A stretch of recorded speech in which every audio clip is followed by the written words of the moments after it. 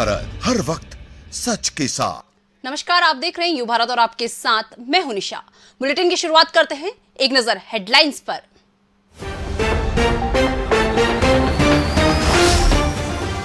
Railway के निजीकरण का विरोध तेज हुआ। भोपाल में रेल कर्मियों ने केंद्र की मोदी सरकार के खिलाफ खोला मोर्चा, किया प्रदर्शन, दी आंदोलन की चेतावनी। पूर्व कैबिनेट मंत्री जीतू पटवारी की मुश्किलें बढ़ी। पटवारी के खिलाफ इंदौर पुलिस ने मामला दर्ज किया। सफाई अफसर से विवाद करने का है आरोप।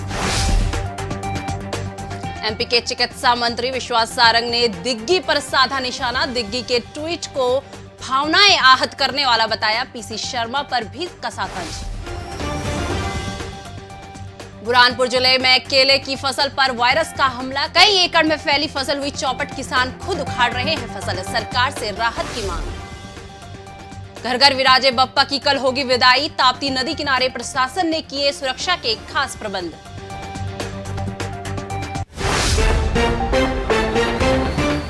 अब खबरें विस्तार से। रेलवे के निजीकरण के विरोध में आवाजें उठने लगी हैं। केंद्र की मोदी सरकार के फैसले के विरोध में भोपाल रेल मंडल के कर्मचारियों ने मोर्चा खोल दिया। पश्चिम रेल मजदूर संघ ने भोपाल स्टेशन परिसर में रेलवे के निजीकरण के खिलाफ नारेबाजी करते हुए केंद्र की मोदी सरकार के खिलाफ जोरदार नारेबाजी की। कर्मचारी संघ के नेताओं ने चेतावनी दी है कि अगर केंद्र सरकार रेलवे के निजीकरण के फैसले को वापस नहीं लेती है तो आने वाले दिनों में विभिन्न मंडलों में आंदोलन तेज हो जाएगा। कहा गया है कि हमें जो चीज गलत हो उसका विरोध करना चाहिए। हम जब विरोध नहीं करेंगे तो कोई हमारी बात सुनने वाला नहीं है। और जब तक बच्चा रोता नहीं है, माँ भी उसको दूध नहीं पिलाती है। ये तो भारत सरकार है। हमारा जो ऑर्गेनाइजेशन है, हमने आपको बताया, पूरे भोपाल मंडल पे ही नहीं, जबलपुर जोन पे ही नहीं, पूरे राष्ट्रीय स्तर पे विरोध किया जा रहा है।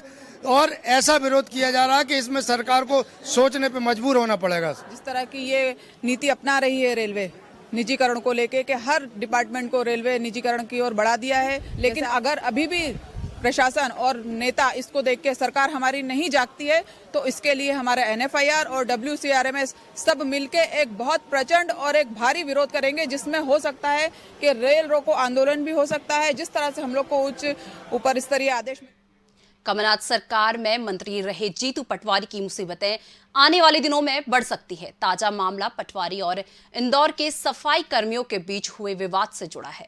गौरतलब है कि पूर्व मंत्री जीतू पटवारी और निगम के स्वास्थ्य अधिकारी के बीच विवाद होने का मामला सामने आया था। वहीं इस घटना से गुस्साए सफाई कर्मियों ने पूर्व मंत्री के खिलाफ सरकारी काम में बाधा पहुंचाने का आरोप लगाते हुए हड़ताल पर जाने की धमकी दी थी। इसके बाद थाना राजेंद्र नगर पुलिस ने पूर्व कैबिनेट मंत्री जीतू पटवारी के खिलाफ मामला दर्ज कर लिया है। उत्तम यादव जी ने एक आवेदन पत्र दिया जिसमें दिनांक 15 तारीख को नगर निगम अमले के साथ गाली गलौज और शासकीय कार्य में बाधा उत्पन्न करने पर का आरोप विधायक जीतू पटवारी जी का उस आवेदन का संज्ञान लेते हुए उसमें धारा 353 और 294 के अंतर्गत मुकदमा दर्ज किया गया। कांग्रेस विधायक जीतू पटवारी के अलावा कुछ और भी नहीं, अभी तो उनका नाम है और उनके द्वारा जो बताया गया है तो चूँकि लेखी आवेदन है तो हमारी उसी की मर्यादा है, उसी मर्यादा में। और आइए जानते हैं इस पूरे मामले में पूर्व मंत्री जीतू पटवारी ने क्या कहा। किसी प्रकार का कोई FIR नहीं बनती है और संबंधित व्यक्ति ने, यादव ने कहा कि मैं कोई FIR नहीं करना चाहता हूँ। ये पहले दिन की घटना है। फिर उसके बाद कमिश्नर ने कहा, ये इंदौर नगर निगम कमिश्नर ने, कि किसी भी प्रकार की कोई FIR बनने की परिस्थिति नहीं थी। सामान्यतः बातचीत थी और सामान्यतः बातचीत की उसके आपस में सॉल्यूशन हो गया। ये नगर निगम कमिश्नर ने कहा। चिकित्सा स्वास्थ्य मंत्री विश्वास सारंग ने पूर्व सीएम दिग्विजय सिंह पर निशाना साधा है। मंत्री सारंग ने तंज कसते हुए कहा कि वे हमेशा से ही विवादित ट्वीट करते रहते हैं। साथ ही सारंग ने विधायक और पूर्व मंत्री पीसी शर्मा पर भी उनके हालिया दिए गए बयानों को लेकर निशाना साधा है। बता दें कि मंत्री सारंग प्रदेश में कोरोना वैक्सीन को लेकर मीडिया से राजधानी में रूबरू हो रहे थे। प्रसन्नता की बात है कि देश में 2.5 करोड़ लोगों को वैक्सीन लगा। मध्य प्रदेश ने भी अपना पुराना रिकॉर्ड तोड़ा और 26 लाख लोगों से ज़्यादा को हमने एक दिन में वैक्सीन लगाई। हर समय दिग्विजय सिंह जी बहुसंख्यक समाज को और हिंदुओं को बदनाम करने की कोशिश करते हैं। ये वही दिग्विजय सिंह हैं जिन्होंने सबसे पहले भगवा आतंकवाद जैसे शब्द को प्रमोट करने की कोशिश की थी। दिग्विजय सिंह जी हर समय पाकिस्तान के एजेंडे पर काम करके हिंदू धर्म को बदनाम करने की कोशिश करते हैं। उनका ये बयान वो तालिबान के कट्टर मुस्लिमों से हिंदुओं का तुलना कर रहे हैं। शर्म आनी चाहिए दिग्विजय सिंह जी को। पूर्व केंद्रीय मंत्री उमा भारती ने चौंकाने वाला बयान दिया है। राजधानी भोपाल में मीडिया से चर्चा करते हुए उमा भारती ने मध्य प्रदेश में हर साल में शराबबंदी कराए जाने की बात कही है। वे यही नहीं रुकी, उमा भारती ने शराबबंदी के लिए जागरूकता अभियान चलाने की भी बात कही। 5 महीने तक शराबबंदी का जागरूकता अभियान चलेगा और उसके बाद में शराबबंदी करवा के रहूंगी मध्य प्रदेश में, ये तय है। ग्वालियर सेशन कोर्ट ने एक पुराने मामले में अफीम तस्करी के आरोपी को 2 साल की सजा और 5,000 रुपए के जुर्माने से दंडित किया है। लोक अभियोजक ने जानकारी देते हुए बताया कि 4 साल पहले पुलिस को मुखबिर से सूचना मिली थी कि आरोपी पुलिस की वर्दी में अफीम लेके जा रहा था। इस सूचना के बाद पुलिस ने नाकेबंदी करते हुए आरोपी को गिरफ्तार किया था। अमर पांडे नाम का एक व्यक्ति था जो डबरा की तरफ से पुलिस की वर्दी में गांजा लेकर आ रहा था। थाना प्रभारी मुरार ने इसमें एक दल गठित किया और उसको पकड़ने के लिए बड़े गांव पर अपनी टीम तैनात की। वहां पर अमर पांडे को घेर कर रोका गया तो ये व्यक्ति पुलिस की वर्दी पहना हुआ था, बैज लगाया हुआ था और इसकी जब तलाशी ली गई तो इस पर 1 किलो 800 ग्राम गांजा मौके से बरामद हुआ था। गांजा रखने के आरोप में और 5,000 रुपये जुर्माना। पुलिस की वर्दी पहनने के आरोप में इसको 3 महीने की सजा की गई है। फिलहाल वक्त हो चुका है एक छोटे से ब्रेक का। ब्रेक के बाद फौरन हाजिर होते हैं। सनी नहीं, सिर्फ सरोकार, विश्वसनीयता के साथ सटीक खबरें, हर मुद्दे की पड़ताल, हर मुद्दे पर नजर, चप्पे चप्पे की खबर, सरकार से करेंगे सवाल, बनेंगे जनता की आवाज। हम हैं यू भारत, हर वक्त सच के साथ।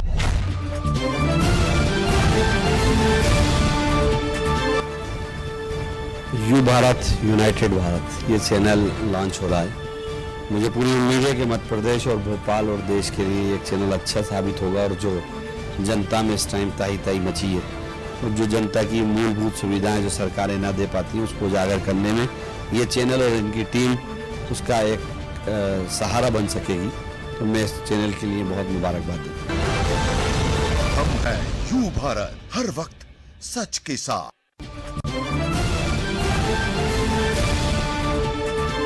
मैं बहुत हर्षित और प्रसन्नचित हूँ ये जानकर कि यू भारत के नाम से एक नया मीडिया का मंच हम सब के लिए उपलब्ध है और जिस प्रकार की टीम, जिस प्रकार का मंच निर्मित हुआ है, मैं आश्वस्त हूँ और विश्वस्त हूँ, दोनों शब्दों का प्रयोग कर रहा हूँ कि ये मंच मीडिया के उन तमाम सारे सरोकारों को पूरा करेगा, उन तमाम मानदंडों और मापदंडों पर खरा उतरेगा जो किसी भी आदर्श मीडिया संस्थान से हम देखते हैं। मैं भारतीय जनता पार्टी पक्ष की ओर से और अपनी ओर से बहुत बहुत शुभकामनाएं देता हूं और आशा करता हूं कि जिस प्रकार की आवश्यकता लोकतंत्र के चौथे स्तंभ से आज के दौर में है, क्योंकि वर्तमान दौर एक बदला हुआ दौर है, देश, दुनिया, ज्ञान, विज्ञान सब प्रकार की चीज़ें बदली हैं, तो बदले हुई परिस्थितियों के दौर से सामंजस्य बिठाएगा और जनहित के मुद्दों पर चाहे वो भारतीय जनता पार्टी हो या अन्य कोई राजनीतिक दल हो, हमको सजग भी करेगा, सतर्क भी करेगा और जागरूक भी रखेगा। बहुत सारी शुभकामनाएं, धन्यवाद।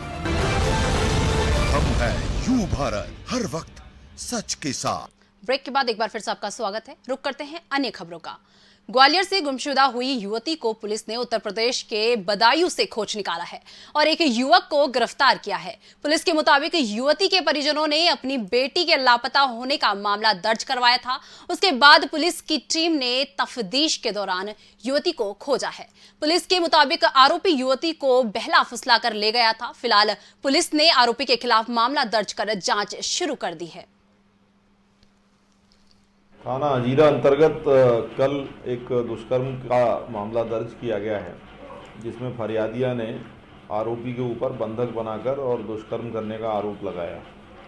इसकी सूचना दर्ज कर ली गई है और आरोपी को 12 घंटे के भीतर अभिरक्षा में ले लिया गया है और जिसको विवेचना के उपरांत न्यायालय में पेश किया जाएगा। आरोपी उत्तर प्रदेश का रहने वाला है, बदायूं का, और यहाँ जहाँ उसको बंधक बनाने की रिपोर्ट फरियादिया ने की है उसको उद्घाटित नहीं किया जा सकता, विवेचना की जाएगी। घर घर में विराजे विघ्नहर्ता बप्पा को कल भक्त विदाई देंगे।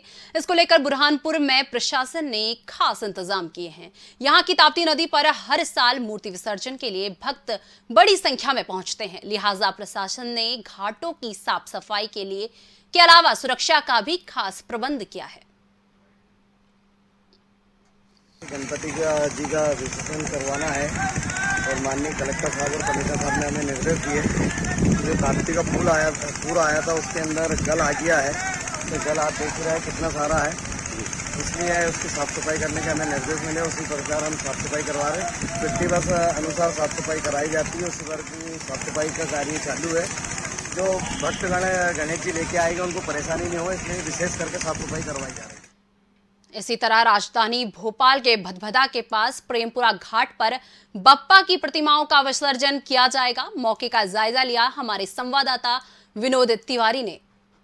देखिए, इस समय में जो प्रेमपुरा पे विसर्जन घाट बना हुआ है वहाँ खड़ा हुआ हूँ, और चूंकि जानते हैं कि कल अनंत चतुर्दशी और गणेश जी का विसर्जन शुरू होगा, लेकिन कोरोना काल का जो प्रोटोकॉल है उसका ध्यान रखा गया है। भीड़ की व्यवस्था नहीं की, चल समारोह की व्यवस्था नहीं है।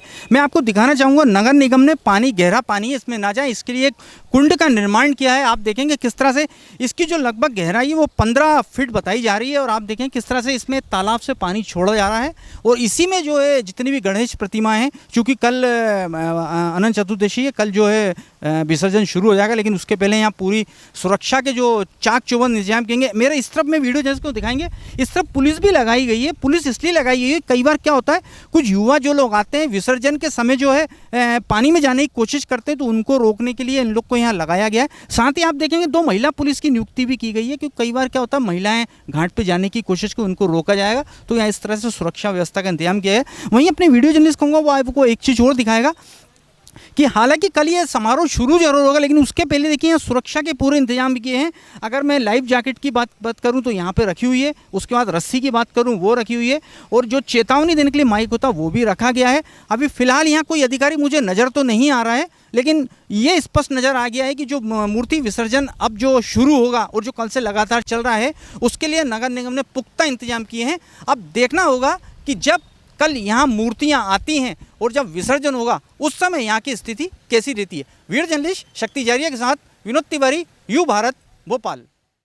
बुरहानपुर जिला वैसे तो केले की खेती के लिए अपनी खास पहचान रखता है, लेकिन इस बार केले की खेती पर CMV नामक वायरस ने हमला किया है, जिसके चलते खेतों में खड़ी केले की फसल को खास नुकसान हुआ है।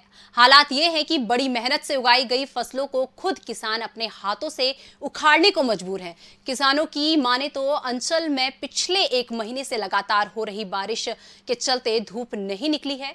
इस वजह से फसल पर कीड़ों ने हमला बोल दिया है। स्विमिंग वायरस की वजह से हमने 3000 पौधे उखाड़े 5000 किले में से। अच्छा, तो ये वायरस कब से आ रहा है? ये वायरस तो महीने के ऊपर हो गया, लगभग 2 महीने के लिए है। महीने से इसने पहला ही पान दूसरे तीसरे पान से चालू इसी बीमारी। अच्छा, तो इस पे कुछ दवाई डालने के बाद भी कुछ सुधार नहीं हो रहा है? दवाई इसकी 4 बार तो दवाई हो गई, फिर भी कोई रिजल्ट नहीं मिला इसका। कोई रिजल्ट नहीं मिला? अच्छा, तो अभी आप क्या करोगे? अब देखेंगे जो वायरस ग्रस्त झाड़ है उसको उखाड़ के नए पौधे लगाएंगे। नए पौधे लगाएंगे।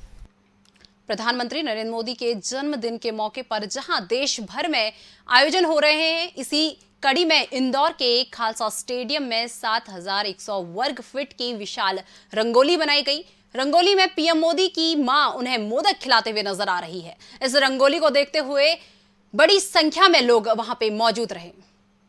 71st बर्थडे है, इसीलिए उसको उस 7100 स्क्वायर फीट की बनाया गया है। इस रंगोली में आप देखेंगे कि उनकी जो माता श्री है वो उन्हें लड्डू खिला रही हैं। पानी की वजह से बहुत सारी मुश्किलों का सामना करना पड़ा, पर मेरी टीम मतलब हर एक बच्चे ने इतना अच्छा काम किया है कि आज हम यहाँ खड़े हैं कि नहीं, हमने 36 घंटे में एक रिकॉर्ड तोड़ रंगोली बना दी है।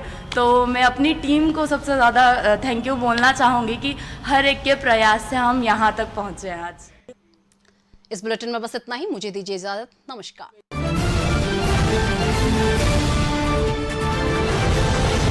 हम हैं यू भारत, हर वक्त सच के साथ।